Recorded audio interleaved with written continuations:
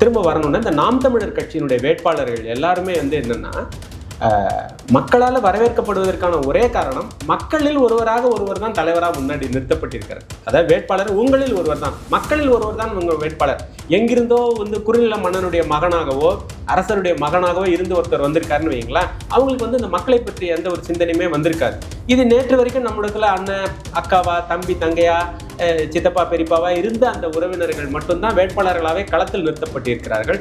இது ஒரு அரசியல் மாபெரும் புரட்சி. அதனால மக்கள் இயல்பாகவே தங்களில் ஒருவர் வேட்பாளர் அப்படின்ற முறையில் ஏற்றுக்கிறாங்க, அவருடைய கருத்துக்களையும் வரவேற்கிறாங்க.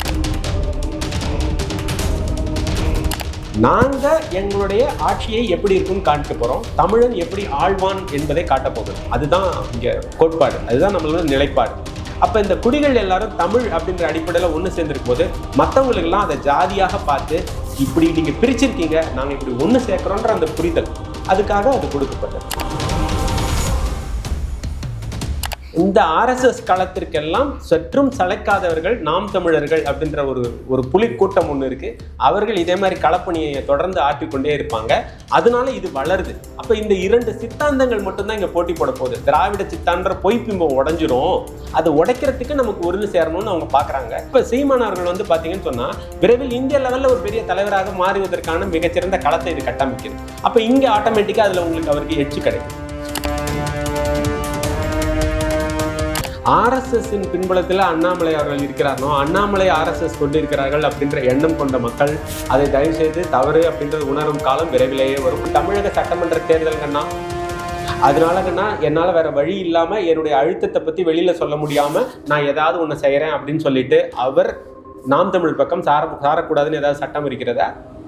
இதே மாதிரி விஜய் அவர்கள் நான் உட்காந்து யோசிச்சு பார்த்தேன், நான் பண்ண தவறுகள் புரிஞ்சிச்சு, இதனால இந்த தடவை நான் எல்லாத்தையும் விட்டுட்டு அந்த திராவிட கும்பலை விட்டுட்டு பெரியாரை விட்டுட்டு ஆனால் ஸ்டாலின் சார் உங்களை விட மாட்டேன் அப்படின்னு சொல்லிட்டு நாம் தமிழுக்கும் ஆதரவு தெரிவிச்சிட்டாரு.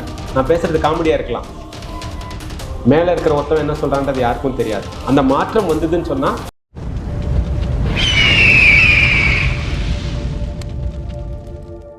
அரசியல்கார நேயர்களுக்கு வணக்கம். இன்று நம்மோட இணையும் சிறப்பு விருந்தினர் கல்வியாளர் சூரியசேகர் அவர்கள். வணக்கம் சார். வணக்கம் சார். நியூஸ் தமிழ் 24x7 இப்போ அரசியல் பயணம் அப்படின்னு சொல்லக்கூடிய ஒரு விஷயத்த தொகுதி வாரியாக செஞ்சுட்டு வராங்க. அந்தந்த தொகுதி வேட்பாளர்களை மக்கள் மத்தியில் நிற்க வச்சு அவங்களுக்கு இடையான அந்த விவாத நிகழ்ச்சி அது நடக்குது. இதில் இது வரைக்கும் 4-5 தொகுதிகள் போயிருக்காங்க. இதில் நாம் தமிழர் கட்சியோட வேட்பாளர்கள் ஷைன் பண்ணுறது பார்க்க முடியுது. டிபேட்களில் அவங்க டிபேட் பண்ணுறது மக்கள் மத்தியில் ஈஸியாக போய் ரீச் ஆகுது. சீமானவர்களின் அந்த வேட்பாளர்களுக்கான மக்கள் ஆதரவு இப்போ நாளுக்கு நாள் பெருகிட்டே வருது. எப்படி பார்க்குறீங்க இதை? இதில் ரெண்டு விஷயமா நான் பிரிச்சுக்கிறேன். முதல்ல இந்த நியூஸ் 24/7 அவங்க எடுத்த முன்னெடுப்பு அப்படின்றது பாராட்டுக்குரியது. அவங்க மட்டும் இல்லை, இதே மாதிரி மற்ற தொலைக்காட்சிகளையும் ஒன்று ஒன்றா ஆரம்பித்து செய்கிறாங்க. எனக்கு ஒரு கவலை ஒன்று இருந்தது இந்த ஊடகங்கள் பற்றி. இப்போ குறிப்பாக பார்த்தீங்கன்னா நேற்றைய தினம் திரைப்பட நடிகர் அவருடைய விவாகரத்து விஷயங்கள் போச்சு.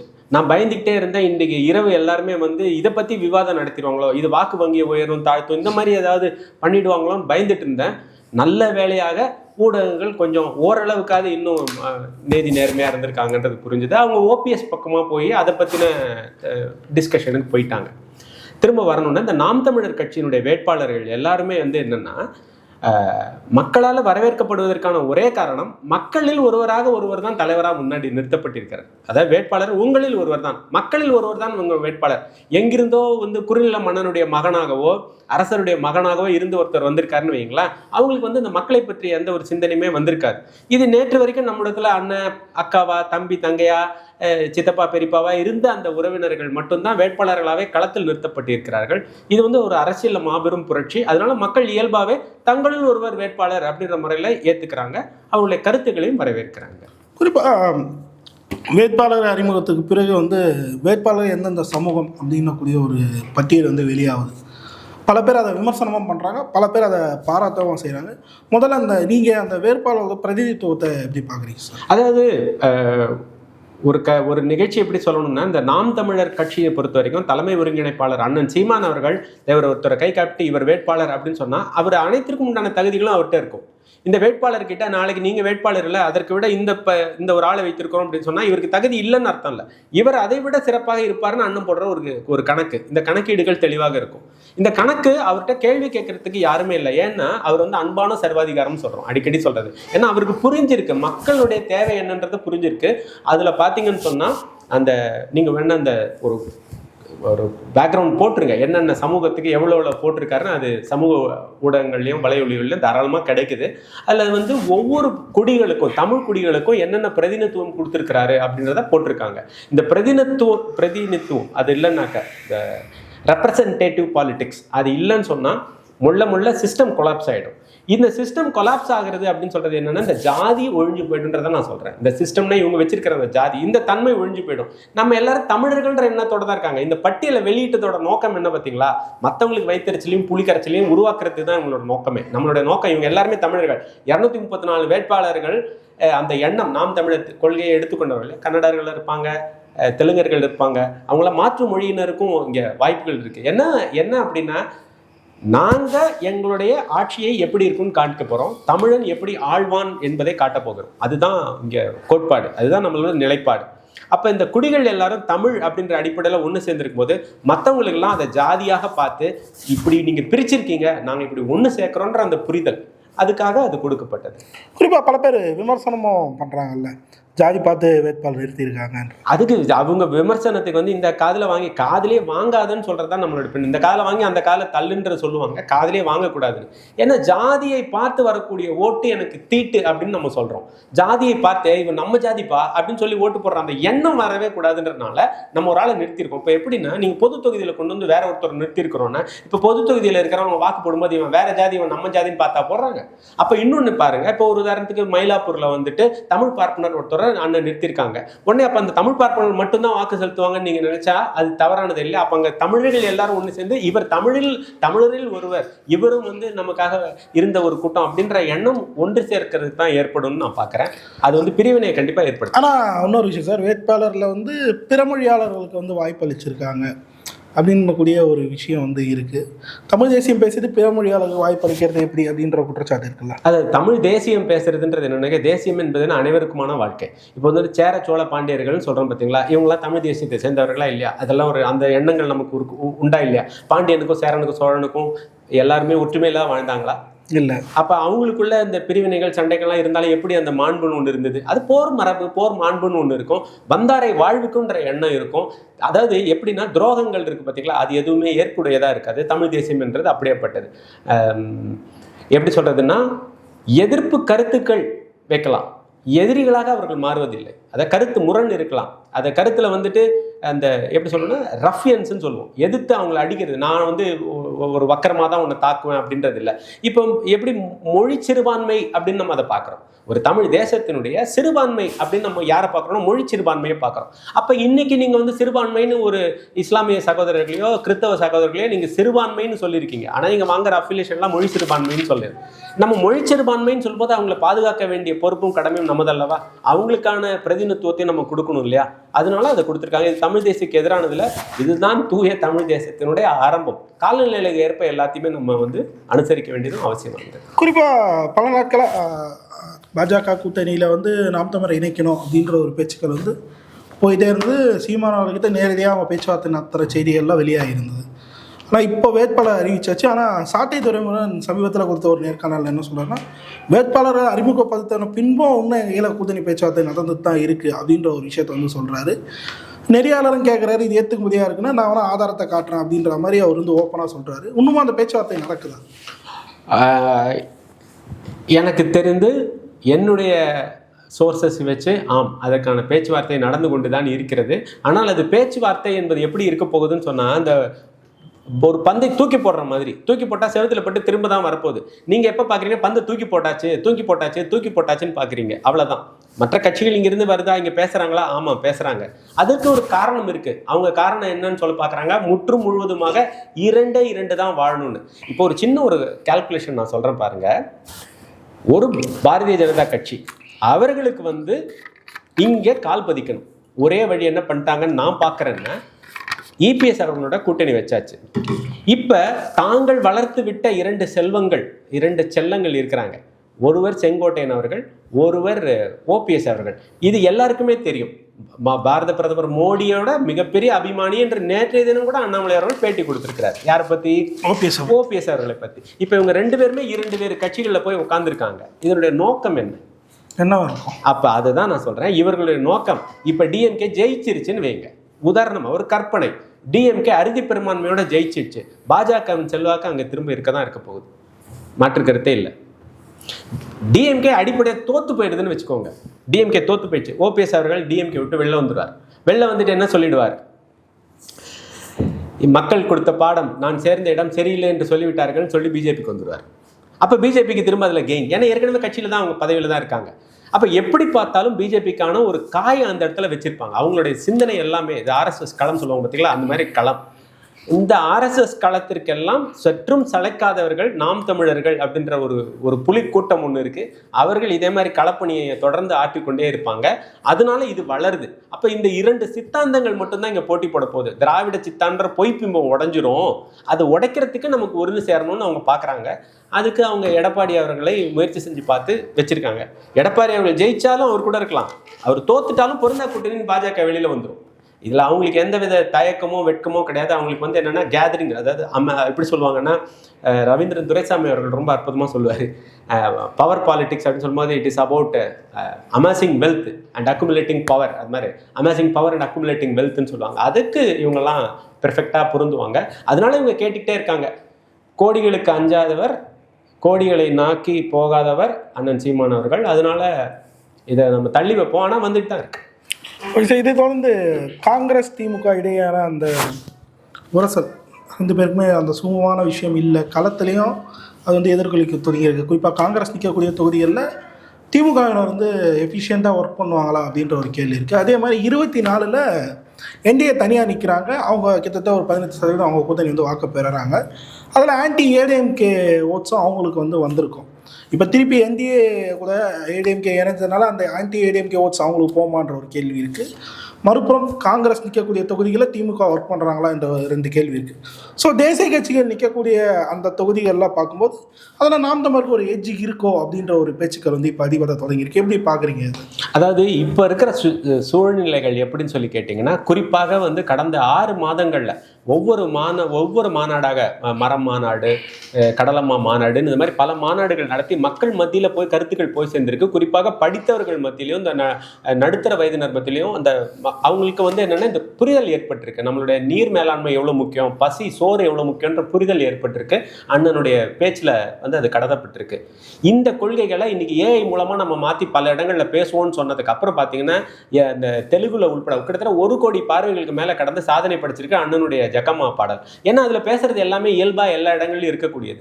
அப்போ எல்லாருமே என்ன யோசிக்கிறாங்கன்னா, தேசியம் பேசக்கூடிய கட்சிகளாக இருக்கக்கூடிய காங்கிரஸும் சரி பாஜகவும் சரி, அவங்க எல்லாருமே நம்மளுக்கு இந்த மாதிரி எதுவுமே பண்ணலை அப்படின்றத மக்கள் உணர ஆரம்பிச்சிடறாங்க. அப்போ சீமான் அவர்கள் வந்து பார்த்தீங்கன்னு சொன்னால் விரைவில் இந்திய லெவலில் ஒரு பெரிய தலைவராக மாறுவதற்கான மிகச்சிறந்த களத்தை இது கட்டமைக்குது. அப்போ இங்கே ஆட்டோமேட்டிக்காக அதில் அவருக்கு எட்ஜ் கிடைக்குது. இப்போ ராகுல் காந்தியை முன்னிறுத்தி பிரதமராக முன்னிறுத்தினே அந்த ஒரு செஸ் காயின் அழகாக நடத்தினவர் ஸ்டாலின். அது நடத்தினதுக்கு அப்புறம் தான் நின்னாங்க. இன்னைக்கு கனிமொழி அவர்கள் போய் ராகுலை போய் பார்க்கறதும், அப்புறம் கிரிச்சோடங்கர் வந்து தாவக்க அழிச்சதுன்னு சொல்றதும், இந்த கிளப் இந்த காங்கிரஸ் திமுகவோட இருக்கிற லாஜிஸ்டிக்ஸ் நான் உங்கள்கிட்ட டக்குன்னு கேட்குறேன், நீங்கள் பதில் சொல்லுங்க. ஆமாம் சார், ஆனால் இதில் இன்னொரு குழப்பம் இருக்குல்ல. இப்போ கேசி வேணுகோபால கிரீஷ் ஜோதகரை யாருன்னா அவங்க சொன்னாங்கன்னா உடனே காங்கிரஸ் வந்து மறுதரப்பு. இப்போ எம்பி விஜய் அவர் என்ன சொல்கிறாருன்னா அது அவங்க தனிப்பட்ட கருத்துன்றாரு. செல்வ பிறந்தவங்க என்ன சொல்கிறா அது அவங்க தனிப்பட்ட கருத்துட்டு. இன்னும் ராகுல் காந்தி வந்து தவிர கூட கூட்டணி வைக்கணும்னா அது அவர் தனிப்பட்ட கருத்துன்னுவாங்க. அந்த அளவுக்கு ஒரு பிரச்சனை இருக்குல்ல அவங்களுக்கு. ஆமாம், நிச்சயமாக. அவங்க என்னன்னா, நான் அவங்க சிம்பிள் மூலமாகவே சொல்கிறேன். இது பார்த்தீங்கன்னா காங்கிரஸ் இதெல்லாம் ஒன்று சேர்ந்துருக்குன்னு நினச்சிட்டு இருப்போம். அதை அப்படியே பிரித்து விட்டீங்கன்னு பார்த்தீங்களா, அதெல்லாம் உதயசூரியனாக மாறிடும். அவ்வளோதான். காங்கிரஸ் கலகலன்னு பிரித்து விட்டிங்கன்னா தனித்தனியாக அவங்கவுங்க எல்லாருமே நம்ம திமுகவோட போயிடும் அப்படின்னு தான் சொல்லுவாங்க. அவங்க சேர்ந்துருந்தா தான் அவங்களுக்கு வலிமை. அவங்க சேர்ந்துக்கிறதுக்கான வாய்ப்பே இல்லைன்றது தான் அந்த இதுவாக நான் பார்க்குறேன். நீங்கள் இப்படி பாருங்களேன், நான் கேட்க வந்த கேள்வியில் திமுகவுக்கு வந்து எதிரியான ஒரு நம்ம வந்து தோற்று போயிடுவோம், நம்ம வந்து ஜெயிக்கிறதுக்கு நமக்கு எதிர்ப்பு நிறையா இருக்குன்னு நினச்சா அந்த எதிர்ப்புகள் ஒரே இடம் போயிடுச்சுன்னா அவங்க தோக்கிறதுக்கு வாய்ப்பு அதிகம். அந்த எதிர்ப்புகளை பிரிக்கிறதுக்காக அவங்க உருவாக்குனாங்க, ஒரு தலைவரை உருவாக்குறாங்க, மக்கள் நீதி மையம்னு ஒரு கட்சியை. அதே மாதிரி தான் இன்னொரு கட்சியை உருவாக்கியிருப்பாங்க. அப்போ அந்த கட்சி நீங்கள் இப்போ எப்படி யோசிப்பாங்க, அவங்க இவங்களுக்கு வாக்கு செலுத்திட்டா எதிரி, திருப்பரங்குன்ற இஷ்யூலாம் வருது. அப்போ அவங்களுக்கு வாக்கு செலுத்திட்டா அவங்க போயிடுவாங்க. அப்போ இந்த ஒரு பேலன்சிங் கேம், இந்த குழப்பத்தை அவங்களுக்குள்ளே செட் பண்ணிக்கிறாங்க பாருங்க. உங்களுக்கு புரியுற மாதிரி சொல்கிறேன்னா, இந்த இடம் எல்லாத்தையும் அவங்களுக்குள்ளே வச்சுக்கிறாங்க. அப்போ இந்த இடத்துல பார்த்தீங்கன்னா யார் நாம் தமிழர் அவர்களை பார்த்தீங்கன்னா இது எல்லாத்துக்குமே நிலைப்பாடு, தெளிவான நிலைப்பாடு ஒவ்வொரு விஷயத்துலையும். அப்போ என்னென்ன இந்த நடுநிலையாளர்கள்னு சொல்லுவோம் பார்த்தீங்கன்னா, மக்களில் வந்து இன்னைக்கு காலையில் போய் நம்ம ஓகேப்பா இனி பார்ப்போம்ப்பா அப்படின்னு நியூஸை பார்த்துட்டு மனசுக்குள்ளேயே வச்சுட்டு இருப்பாங்க. மைக்கை நீட்டி கேள்வி கேட்டால் அப்படி சுற்றி பார்ப்பாங்க. எல்லாம் அந்த பக்கம் திமுக கொடியாக இருந்துச்சுன்னா ஸ்டாலினை போல் கிடையாது அப்படின்ருவாங்க. இப்படி சுற்றி பார்ப்பாங்க. எல்லாம் அந்த பக்கமாக வந்து அப்படியே ஏடிஎம்கே கொடியாக இருந்துன்னு பார்த்தா என்னுடைய வாக்கு எடப்பாடிக்கு தான் அப்படின்னு சொல்லிடுவாங்க. ஆனால் என்றைக்குமே வந்து நாம் தமிழுக்கு தான் வாக்கு போடுவோம் நடுநிலையாளர்களாக இருக்கிறவங்க பேச மாட்டாங்க. அப்போ பேச மாட்டாங்கன்னா எப்படிங்க வாக்கு எங்கே ஏறிச்சு? எப்படி 8.22 வந்துச்சு? எல்லாம் எங்கள் பக்கத்துலேருந்து வந்து யூகேலேருந்து யூஎஸ்லேருந்து வந்து ஓட்டு குத்திட்டு போனாங்களா? வேற குடிமக்கள் இல்லை. அப்போ அந்த எட்ஜு ஆட்டோமேட்டிக்காக நாம் தமிழருக்கு தான் கிடைக்கும் அந்த நடுநிலை இருக்கும்போது. இவங்களுக்குள்ள பெரிய பெரிய பெரிய பெரிய நமக்கு மகிழ்ச்சி தான். உண்மை எப்படின்னா, இன்னைக்கு ஏடிஎம்கே டிஎம்கேன்னு ஒன்று கட்சியே கிடையாது. ஏடிஎம்கேவும் டிஎம்கேவும் ஒன்று தான் அப்படின்னா பாஜகன்றது ஏதாவது ஒன்றுத்தோட இருந்துகிட்டே இருக்கு. அப்போ அவங்களுக்கு என்ன நிலைப்பாடு? இப்போ காங்கிரஸ்ன்றது இந்த பக்கமும் ஆடிக்கிட்டே இருந்ததுன்னா, விஜய் அவர்கள் இலங்கைக்கு போனாருன்னு சொல்லி இவ்வளவு நாள் அந்த இலங்கை மக்களுக்காக குரல் கொடுத்தாருன்னு அவங்க தாவக்கால ஒரு சுண்டறிக்கை கூட கொடுத்துருக்காங்க. அதெல்லாம் உண்மையாக இருக்கும் பட்சத்தில் காங்கிரஸோட அவர் இப்படி கூட்டு வைப்பார். இன்னொன்று, இப்போ இந்த சந்தர்ப்ப சூழ்நிலைகள்லாம் எடுத்து பார்த்தோன்னா காங்கிரஸ் தாவாக்காவோட சேருவதற்கான வாய்ப்பு மிக மிக மிக மிக மிக மிக மிக குறைவு. கிடைச்சதை வச்சுக்கப்பா அவ்வளவுதான் அப்படின்னு சொல்லிட்டு ஒரு 2 சீட்டோ 3 சீட்டோ எக்ஸ்ட்ரா கேட்குற மாதிரி கேட்டுட்டு ஆட்சியில் பங்கு வேணாம். ஏன்னா இன்னைக்கு அவர் வந்து ஸ்டாலின் அவர்கள் பேரு கேட்டார் போல் பெரிய ஒரு ஆக்டோபஸ் கரங்களை கொண்டு அனைத்து கூட்டணிகளையும் வச்சிருக்காரு. கூட்டணி தலைவர்கள் ஒன்று சேர்ந்துருக்கலாம், தொண்டர்கள் அப்படின்ற பேரில் இருக்கக்கூடிய மக்கள் ஒன்று சேர்ந்து யோசிச்சாங்கன்னா எட்ஜு நாம் தமிழுக்கு தான் கிடைக்கும். ஆனால் 2 நாளுக்கு முன்னாடி நியூஸ் சேனல்ஸ்லாம் ஒரு நியூஸ் வெளியிடுறாங்கல்ல, கிட்டத்தட்ட உறுதியாகிடுச்சு கூட்டணி பேச்சுவார்த்தை, காங்கிரஸ் தாவேகா இடையான பேச்சுவார்த்தை அப்படின்ற ஒரு விஷயத்தை வந்து வெளியிடுறாங்க. மக்கள் மத்தியில் அது எப்படி போர்ட்ரேட் ஆகும்? விஜய் வந்து கூட்டணிக்கு இன்னுமா கெஞ்சிட்டு தான் இருக்காரோ காங்கிரஸ் கையில், அவர் வந்து ஒரு சந்தர்ப்பவாதியோ அப்படின்னு, இதுக்கு சீமான் எவ்வளோ மேலே அவர் தனியாக வேட்பாளர் போது நிற்கிறாரு அப்படின்ற ஒரு பேச்சுக்கள் வந்து பரவ தொடங்கியிருக்கு. இதை எப்படி பார்க்குறீங்க? அதாவது இதற்கு சீமான் சிறப்பாக இருப்பாரோ அப்படின்னு வந்து மக்கள் யோசிப்பாங்கன்னு தெரியல. அது குறிப்பாக இளைஞர்கள் வேணா, அப்படி இளைஞர்கள் நான் சொல்கிறது அந்த முற்றிலும் அரசியல்னா என்னன்னே தெரியாதவர்களாக வேணா இருக்கலாம். மற்றவர்கள் எல்லாரும் பார்த்தீங்கன்னா அண்ணன் வந்து கொள்கையோடு இருக்காரு. எப்பயுமே கூட்டணியில் வந்து ரொம்ப 4 கட்சின்றதை தெளிவாக இருக்காரு. இந்த திமுக, அதிமுக, அதுக்கப்புறமேட்டு காங்கிரஸ், பாஜக, இது 4மே வந்து நம்ம எதிர்க்கிறோம் அப்படின்றதுல நாம் தமிழர் கட்சி தெளிவாக இருக்குது அண்ணனுடைய தலைமையில். மற்றவர்கள் குறிப்பாக தமிழக வெற்றி கழகம் என்ன பண்ணுதுன்னா கூட்டணிக்காக வலை விரிச்சு நமக்கு வருவாங்க இல்லையா அப்படின்னு கேட்டுச்சு. அதுக்கப்புறமா என்ன, இவங்க வரலனாலும் நம்ம நிற்போம் அப்படின்னு சொல்லிச்சு. அப்புறம் என்ன வலை விரிக்கிறோம் வள்ளியம்மா, நான் விரிக்கும் வலையில் சீக்கிரம் வந்து சிக்கிக்கம்மான்ற மாதிரி அவர் வலையை விரிச்சு பார்த்தாரு. எல்லாம் தள்ளிக்கமான்ட்டு போயிட்டாங்க. ஆனால் பேர வலிமையை கூட்டுவதற்காக அவர் நல்லா பயன்படுத்திட்டாங்க. எப்படின்னா, ஒரு காலத்தில் விஜய் அவர்களுக்கு வந்து திரைப்படங்களுக்கு மவுசு கூடும்போது அவரோட கதாபாத்திரங்களுடைய தன்மை கொஞ்சம் குறைஞ்சிது. அவர் வந்து ஒரு மாதிரியான படங்கள் எல்லாம் நடித்து கொண்டிருந்தார். அது நடிகைகளை நம்பியே தான் அவருடைய படம் ஓடும். உதாரணத்துக்கு ரசிகர் படம் எடுத்துக்கலாம், அது மாதிரி தேவான்னு ஒரு படம் எடுத்துக்கலாம். அது மாதிரி சில படங்கள், திரைப்படங்கள் பேர்லாம் இருக்கு. அதுக்கப்புறமா பார்த்தீங்கன்னா ஒரு பூவே உனக்காகன்னு. ஆனால் இன்னைக்கு அந்த இயக்குனர் இல்லாமல் போயிட்டார். அந்த படத்தை உருவாக்குறோம், அது ஒரு நல்ல ஒரு இதுவாக போகுது, ஒரு பேர் புகழை வாங்கி கொடுக்குற. அப்புறம் காதலுக்கு மரியாதை, இந்த மாதிரியான படங்கள்லாம் வந்து அந்த இடத்துல யார் நடிச்சிருந்தாலும் அது போயிருக்கும். ஏன்னா அது கதையினுடைய அமைப்பு அப்படி. அந்த மாதிரி அவர் வந்து கொண்டு போயிட்டே இருந்திருந்தாருன்னா அந்த சிக்கல் இல்லை இது அந்த திரைப்படங்கள்ல. அப்போ என்ன பண்ணுறாங்கன்னா, இந்த ப்ரொடியூசர்ஸ் அவரை வச்சு வேல்யூ பார்ப்பாங்க. எப்படி வேல்யூ பார்ப்பாங்கன்னா, இன்னைக்கு இந்த படத்தை போடுவோம், அவர் வச்சு எடுப்போம் அப்படின்னு. ரஜினிகாந்தையும் இதே மாதிரி செய்தார்கள், கமல்ஹாசனும் இதே மாதிரி செய்தார்கள். பணத்தை போட்டு எப்படி நம்ம சுரண்ட பார்ப்போம்னு சொல்லி அவங்களை திண்டாட விட்டுருவாங்க. பல நடிகர்கள் இன்னைக்கு பஞ்சத்தில் சாப்பாட்டுக்கு வழி இல்லாமல் இருக்கிற நடிகர்கள், மருத்துவத்துக்கு இல்லாத நடிகர்கள்லாம் கூட இருக்காங்க. ஒரு பக்கம் மேலேயும் ஒரு பக்கம் கீழேயுமா சம வாய்ப்பின்றி திரைத்துறை இருக்குன்னு எல்லாருக்குமே தெரியும். அப்போ இந்த ப்ரொடியூசர்ஸ் என்ன பண்ணுறாங்கன்னு பார்த்தீங்கன்னா, அவங்கள போட்டு பயன்படுத்திட்டுறாங்க. அதே மாதிரி தான் இந்த காங்கிரஸ் இப்போ விஜய் அவர்களை அதே மாதிரி பயன்படுத்த பார்க்குது. அவர் இங்கே செல்வாக்கு இருக்கு, அவரை வச்சு நம்ம ஏதாவது பண்ண முடியுமான்றதை பார்க்குறாங்க. அது கண்டிப்பாக செல்லா காசாக மாறிவிடும். அவருடைய எண்ணம் மாறிவிடும். அவங்க திமுகவோட தான் போகிறதுக்கான வாய்ப்பு இருக்குன்னு. இன்கேஸ் காங்கிரஸ் வந்து தாவேகா கூட போச்சுன்னா அது இன்னும் ஒரு பூஸ்ட் தானே நாம் தமிழர் பண்ற கட்சி. அதுதான் இப்போ நான் திருப்பி சொல்கிறேன், காங்கிரஸ் கட்சியும் தாவேகாவும் ஒன்று சேர்ந்துருச்சுன்னு சொன்னால் இந்த தேர்தலில் எந்த புரட்சி வேணாலும் ஏற்படலாம். புரட்சி யாருக்குன்னு சொல்றீங்க? மக்கள் புரட்சி ஏற்படலாம், வாக்கு புரட்சி ஏற்படலாம். அண்ணன் சீமான் அவர்கள் கோட்டையில் முதலமைச்சராக உட்கார்வதற்கான அனைத்து வாய்ப்புகளும் இருக்கு. Okay sir. இதை தொடர்ந்து சமீபத்தில் ஒரு தனியார் ஊடகம் நடத்திய கான்க்ளேவில் வந்து அண்ணாமலை அவர்கள் கலந்துக்கிறாரு. அவர்கிட்ட நடப்பு அரசியல் பற்றி பேசும்போது திமுக அதிமுக பிரதான கட்சிகள் மட்டுமே பற்றி கேள்வி எழுப்பும்போது அவர் இன்னொரு விஷயத்தை வந்து சொல்லியிருந்தாரு, சீமான் அவர்களை எளிதாக எண்ணக்கூடாது இந்த தேர்தலில் அப்படின்ற ஒரு விஷயத்தை வந்து பதிவு பண்ணியிருக்காரு. 234 தொகுதியில வேட்பாளரை வந்து தனிச்சு போடுறதுன்றதே ஒரு சாதனை தான் அப்படின்ற மாதிரி அண்ணாமலை சீமானை புகழ்ந்து தள்ளி உள்ளார். இதை எப்படி பார்க்குறீங்க? நான் பலமுறை சொன்னது தான் திரும்பவும் சொல்கிறேன். ஆர்எஸ்எஸ்ஸின் பின்புலத்தில் அண்ணாமலை அவர்கள் இருக்கிறார்னோ, அண்ணாமலை ஆர்எஸ்எஸ் கொண்டு இருக்கிறார்கள் அப்படின்ற எண்ணம் கொண்ட மக்கள் அதை தயவு செய்து தவறு அப்படின்றது உணரும் காலம் விரைவிலேயே வரும். அவர் பாஜகவில் இருக்கும் ஒருவர் மட்டும்தான் காரியகர்த்தான் தன்னை சொல்லிப்பாரு, மோடியால் ஈர்க்கப்பட்டவர் அப்படின்னு சொல்லிப்பாரு. அதுதான் உண்மை. ஆனால் அந்த நிலை இது தமிழக சட்டமன்ற தேர்தல்கண்ணா, அதனாலங்கண்ணா என்னால் வேற வழி இல்லாமல் என்னுடைய அழுத்தத்தை பற்றி வெளியில் சொல்ல முடியாமல் நான் ஏதாவது ஒன்று செய்கிறேன் அப்படின்னு சொல்லிட்டு அவர் நாம் தமிழ் பக்கம் சாரக்கூடாதுன்னு ஏதாவது சட்டம் இருக்கிறதா? இதே மாதிரி விஜய் அவர்கள் வந்து நான் உட்காந்து யோசிச்சு பார்த்தேன், நான் பண்ண தவறுகள் புரிஞ்சிச்சு, இதனால் இந்த தடவை நான் வந்து எல்லாத்தையும் விட்டுட்டு அந்த திராவிட கும்பலை விட்டுட்டு பெரியாரை விட்டுட்டு ஆனால் ஸ்டாலின் சார் உங்களை விட மாட்டேன் அப்படின்னு சொல்லிட்டு நாம் தமிழர் பக்கம் ஆதரவு தெரிவிச்சிட்டாருன்னு நான் பேசுறது காமெடியாக இருக்கலாம். மேலே இருக்கிற ஒருத்தவன் என்ன சொல்கிறான்றது யாருக்கும் தெரியாது. அந்த மாற்றம் வந்ததுன்னு சொன்னால் கண்டிப்பாக நல்லது தான் நடக்கும். இறுதி அவரே இருக்கிறது தான் காரைக்குடியில் தான் சீமான் நிற்க போகிறதா ஒரு விஷயத்தை வந்து சொல்லியிருக்காரு. அதற்கு பின் வந்து அங்கே கருத்து கணிப்புகள், மக்கள் கருத்து கணிப்புகள் போன்ற பல விஷயங்கள் வந்து நடத்துகிறாங்க. இதில் வந்து நாம் தமிழுக்கு ஒரு எட்ஜ் இருக்கிறது தான் சொல்லப்படுது. குறிப்பாக அங்கே வந்து காங்கிரஸ் தான் ஆளுங்கட்சியாக இருக்காங்க. ஸோ தேசிய கட்சிகளை வந்து டேக்கிள் பண்ணுறது இன்னமும் நாம் தமிழ் வந்து ஈஸியாக இருக்கும் களத்தில் அப்படின்ற ஒரு விஷயம் வந்து சொல்லப்படுது. ஸோ எப்படி பார்க்குறீங்க அந்த காரைக்குடியோட அந்த கருத்து கணிப்புகளை? அதாவது காரைக்குடியில் வந்து ஏற்கனவே அங்கே இருந்த நிலையில் பார்த்தீங்கன்னா வாக்கு சதவீதம் அவங்களுக்கு வந்து 11% மேலே இருந்தது. ஓவரால் அக்ரிகேட் கம்மியாக இருக்கும் போதே கூட காரைக்குடியில் மக்கள் வந்து நாம் தமிழரை ஏற்கும் திறமை இருந்தது. இப்போ மக்கள் வந்து நாம் தமிழரை ஏற்றிருக்கிறது தமிழ்நாடு முழுக்கமே பரவலாக அதிகமாக இருக்கும்போது காரைக்குடியில் குறிப்பாக பார்த்தீங்கன்னா அது தூக்கி விடக்கூடிய இடமா தான் இருக்குது. எந்த வகையில் தூக்கி விடும்னா தலைமை ஒருங்கிணைப்பாளரே அங்கே இருக்கிறாருன்னு சொல்லும்போது அது ஒரு ஸ்டார் வேல்யூ அடைஞ்சிருக்கு. அதற்கான நம்மளுடைய கடமை இந்த முறை வந்து அவர்கள் சட்டமன்றத்துக்கு சென்று நமக்காக குரல் கொடுக்கக்கூடியவர் அப்படின்றத அங்கே தெரிஞ்சிட்டாங்க மக்கள் நிறைய பேர். இன்னும் சொல்ல போனால் அங்கே வந்து கல்வி நிறையா மாற்றங்கள் இருக்கக்கூடிய ஒரு இடம். அங்கே வந்து ரேஷியோ இருக்கக்கூடிய ஆமாம், அதனால அதை புரிஞ்சுக்கிறவங்களுக்கான வாய்ப்பு அங்கே நிறையாவே இருக்குது. அது வந்து பல்கலைக்கழகங்கள், சிறந்த பல்கலைக்கழகங்கள், சிறந்த ஆசிரியர்கள், சிறந்த கல்வியாளர்கள் இருக்கிற இடம். அந்த மாதிரி கல்வியில் சிறந்த தமிழ்நாடுன்றதை உணரக்கூடிய ஒரு இடமா தான் அந்த இடம் இருக்குது. அதனால அந்த இடத்துல வந்து பார்த்தீங்கன்னா ஸ்டாட்டிஸ்டிக்கல் வெளியில் நான் முதல்ல சொன்ன மாதிரி வெளிப்படையாக பார்ப்பதற்கு உங்களுக்கு தெரியாது. அது வாக்குச்சாவடியில் வாக்கு நாள் என்று அது வெளிப்படும் அப்படின்னு தான் நான் பார்க்குறேன். சார் பல்லறிக்கைக்கு தெளிவாக நேரத்தை